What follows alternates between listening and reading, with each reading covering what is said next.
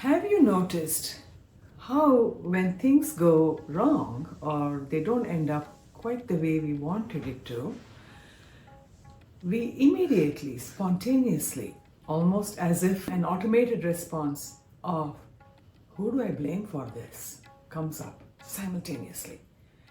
So we immediately go into this game or this move of blaming, attributing blame to, we've got to pin the blame on someone.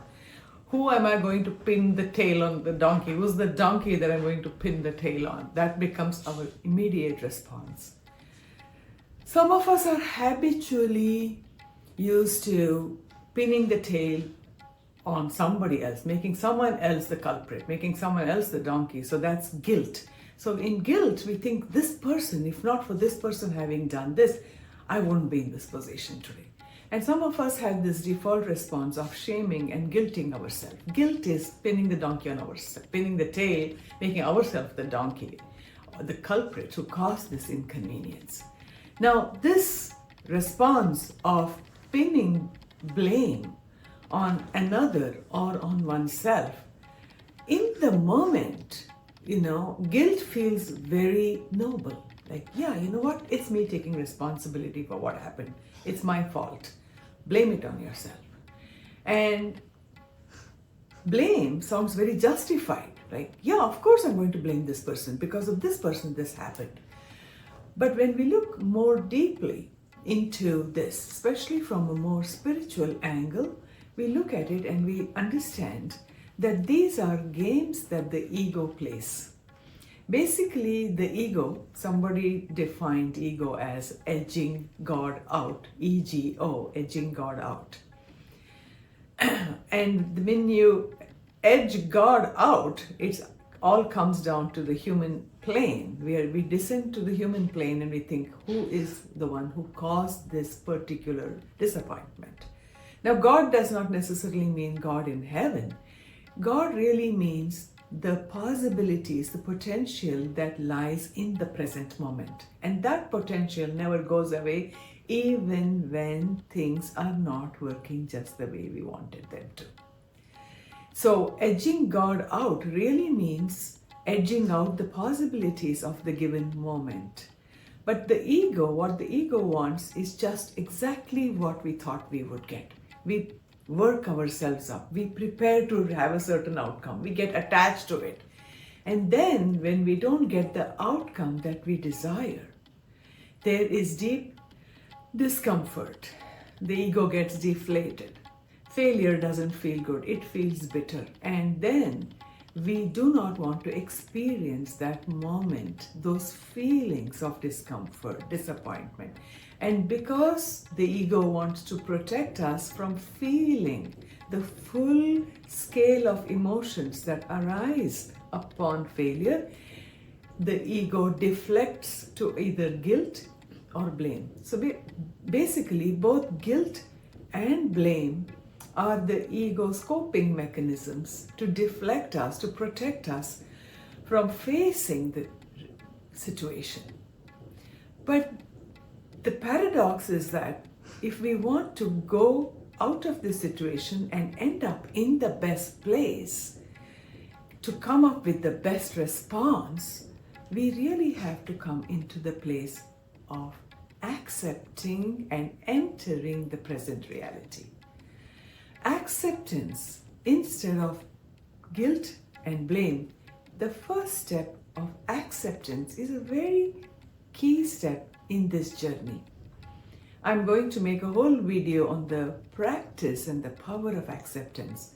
But for now, let me just mention this, that acceptance is the way to the future. Because when we talk about acceptance, we're not talking about defeat.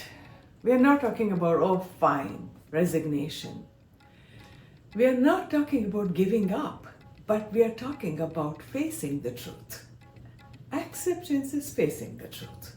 Blame and guilt, when they come spontaneously from a place of wanting to avoid the pain of acceptance, they are not about the truth. They are just about pushing away the present moment and all that it contains.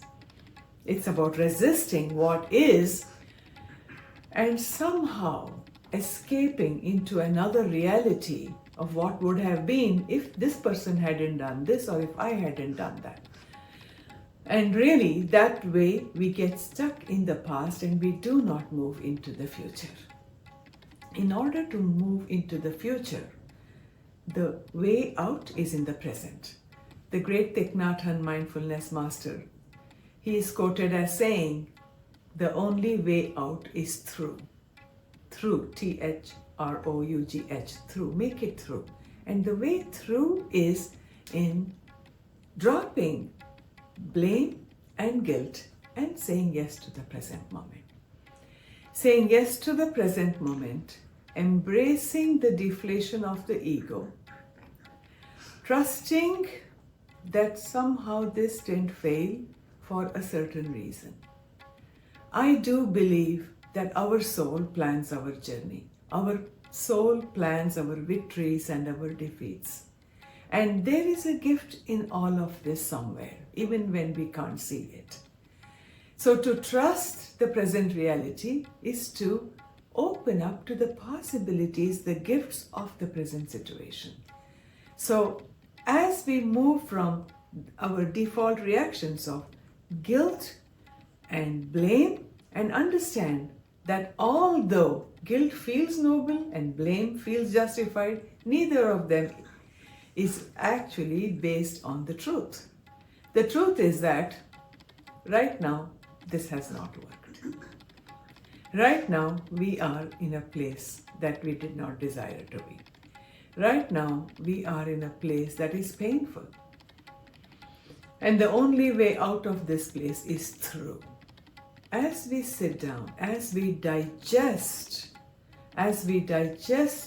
this failure, as we digest this disappointment, this process of digestion, like all digestion, enriches us with nourishment. It nourishes us with resilience. It opens us up to more possibilities. It builds a certain flexibility and dynamism in us. And from that place, where we sit there long enough to grow into it, long enough to embrace what is without fighting reality, without fighting life. When we sit there long enough to befriend and trust life, accepting whatever outcomes it might throw our way. From that place, we build a new consciousness. We raise our vibe.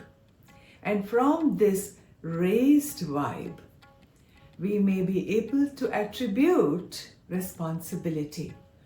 Taking responsibility for what we might have done differently, learning the lessons, and sharing our insights about how another person might have helped our journey.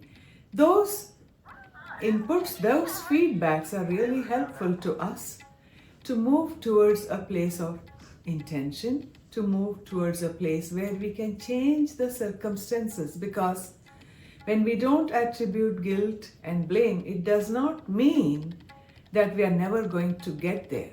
Accepting defeat does not mean never win. It just means not now. Not right now.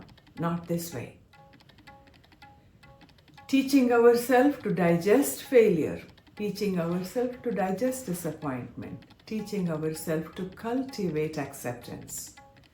And I'm going to record a whole video on the 10 steps of practicing so that we would come into the healing posture of acceptance. As we practice acceptance and move to a new awareness, a new vibe, from that place we can come back, start over, move forward, and have success that we did not even think was possible. So think about that as you move forward and make up your mind, starting today, that no matter what the outcomes, you will not blame, you will not shame and guilt yourself. You stay the course towards finding a new way out. Thank you.